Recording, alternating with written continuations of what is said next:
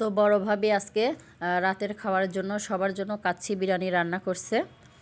আসসালামু আলাইকুম, কেমন আছেন সবাই? আশা করি সবাই অনেক অনেক ভালো আছেন। আলহামদুলিল্লাহ আমরাও ভালো আছি। তো নতুন আরেকটি ব্লগে আপনাদের সবাইকে আরও একবার স্বাগত জানাই।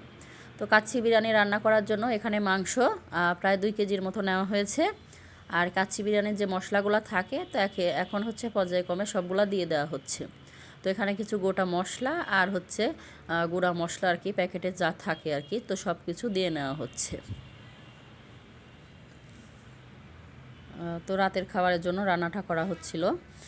তো এখানে পরিমাণ মতো আদা আর হচ্ছে জিরা বাটা তো মাংসে দিয়ে দেওয়া হলো।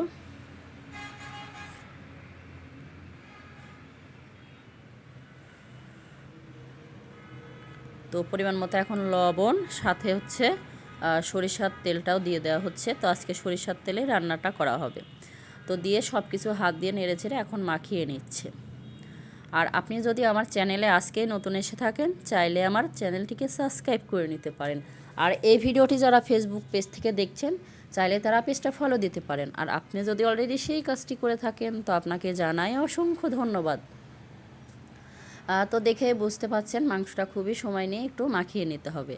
মাখিয়ে প্রেসারে একটু রান্না করে নেওয়া হচ্ছে কিছুক্ষণ। তো রান্নাটা করতে দিয়ে এখন এই যে বাসমতি চাল, তো 2 কেজির মতো চাউল নিয়ে নেওয়া হয়েছে। চাউলটা একটু পানি দিয়ে কিছু সময়ের জন্য ভিজে নেওয়া হচ্ছে। তো ভিজিয়ে রেখে তারপরে আলু পরিষ্কার করে কেটে নেওয়া হয়েছে। তো এখন পরিষ্কার করে ধুয়ে আলু ভেজে নেওয়া হবে। সাথে হচ্ছে পেঁয়াজ বেরেস্তা করার জন্য বেশ অনেকটা পরিমাণ পেঁয়াজ এখন কুচি কুচি করে কেটে নেওয়া হচ্ছে।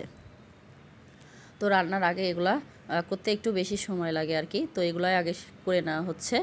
সাথে এখানে লিকুইড দুধ আর হচ্ছে ফুড কালার আর সাথে সামান্য পরিমাণে ঘি দিয়ে একটু মিক্স করে রেখে দিচ্ছে। এটা রান্নার লাস্ট মুহূর্তে দিয়ে দেওয়া হবে এই জন্য।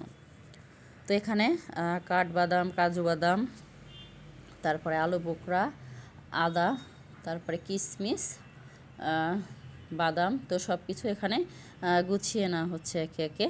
তো রান্নার জন্য আর কি এখানে কেওড়া জল, সাথে কিছু কাঁচামরিচ। তো মাংসটা কিছু সময় রান্না করে নেওয়া হয়েছে। তারপরে এখন পেঁয়াজ বেরেস্তা করে নেওয়া হচ্ছে। তো ভিডিওটির কোথাও কোনো অংশ ভালো লেগে গেলে প্লিজ একটা লাইক দিতে ভুলবেন না। আর ভিডিওটি যদি বেশি বেশি ভালো লাগে কমেন্টের মাধ্যমে জানাতে পারেন। চাইলে ভিডিওটি ফ্রেন্ড ও ফ্যামিলির মাঝে শেয়ারও করতে পারেন। দেখতে পাচ্ছেন পেঁয়াজ বেরেস্তা করে এখন নামিয়ে নেওয়া হচ্ছে। আর রাইস কুকারে অনেকটা পরিমাণ পানি গরম করে তার মধ্যে পরিমাণ মতো লবণ আর তেল দিয়ে এখন চাউলটা একটু সিদ্ধ করে নিচ্ছে। তো 80%-এর মতো ভাত রান্না করে নেওয়া হবে। তো এখন হচ্ছে আলুটা ভেজে নিতে হবে। তো একটু সময় নিয়ে আলুটা ভেজে নিতে হবে, তাতে করে আলুটা যাতে সিদ্ধ হয়ে যায় তেমন করে ভেজে নিতে হবে। তো পেঁয়াজ বেরেস্তা যেহেতু করা শেষ, তো এখন পরিমাণ মতো চিনি দিয়ে একটু হাত দিয়ে আলতো হাতে মেখে নেওয়া হচ্ছে। মেখে এখন এখানে রেখে দেওয়া হচ্ছে। তো একে একে সবগুলো গুছিয়ে নেওয়া হচ্ছে রান্নার জন্য। তো সব কিছু গোছানো থাকলে রান্নাটা খুব তাড়াতাড়ি হয়। তো ভাতটা রান্না শেষ, তো এখন পানি ঝরিয়ে নেওয়া হচ্ছে। তো কাজগুলা ভাবেই করছিল, তো ভাবেই রান্নাটা করছিল আর কি সবার জন্য। তো আমরা সবাই মিলে বাড়িতে আসছিলাম, আর হচ্ছে এই জন্য কাচ্চি বিরিয়ানি রান্না করা হচ্ছিল আজকে রাতের খাবারে। তো এখানে সব কিছু দিয়ে দেওয়া হচ্ছে। তো মাংসটা পানি শুকিয়ে রান্না করে নেওয়া হবে কষিয়ে কষিয়ে। তো এ পর্যায়ে আলুটাও দিয়ে দেওয়া হলো, দিয়ে এখন নেড়ে চেড়ে মিক্স করে রান্নাটা করে নিতে হবে একটু সময় নিয়ে। তো সব কিছু এ পর্যায়ে দিয়ে নেওয়া শেষ।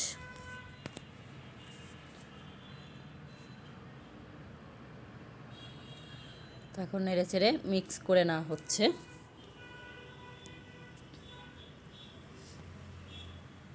তো এখন পরিমাণ মতো কেওড়া জল দিয়ে নেওয়া হচ্ছে। তো রান্নাটা যেহেতু শেষ, তো এখন ছড়ানো একটা পাতিল নেওয়া হয়েছে। তো পাতিলের নিচে পরিমাণ মতো মাংস সহ আলুর টুকরা তো নিচে দিয়ে দেওয়া হচ্ছে। তো এভাবে এক নিচে মাংস, উপরে হচ্ছে ভাত, এভাবে লেয়ারে লেয়ারে সাজিয়ে রান্নাটা করে নিতে হবে। দমে বসিয়ে দিলেই রান্নাটা হয়ে যাবে। তো আগে দেখিয়ে দিলাম পেঁয়াজ বেরেস্তা। তো পেঁয়াজ বেরেস্তাও কিছুটা দিয়ে নিচ্ছে, সাথে হচ্ছে কাঁচামরিচ, তারপরে আবার পরিমাণ মতো মাংস, তার উপরে হচ্ছে কাঁচামরিচ, আলু, তার উপরে আবার এক লেয়ার ভাত দেওয়া হবে। তো এইভাবে হচ্ছে রান্নাটা করে নিতে হবে।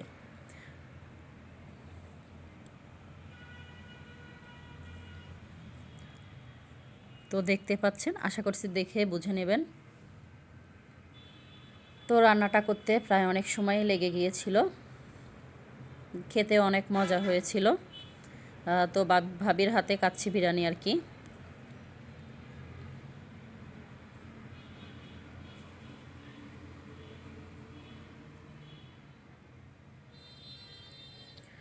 তো সব কিছু দিয়ে দেওয়া শেষ। এখন ওই যে আগের থেকে যে ফুড কালার সাথে ঘি আর লিকুইড দুধের সাথে মিলিয়ে রেখে দিয়েছিল, তো এটা এখন দিয়ে দিচ্ছে ভাতের উপর দিয়ে। দিয়ে এখন দমে বসিয়ে দিবে, হয়ে যাবে। তো দমে বসিয়ে দিয়ে এখন শসা, পেঁয়াজ কুচি, টমেটো কুচি আর কাঁচামরিচ কুচি দিয়ে সব কিছু দিয়ে সালাদটা মেখে নেওয়া হবে আর কি।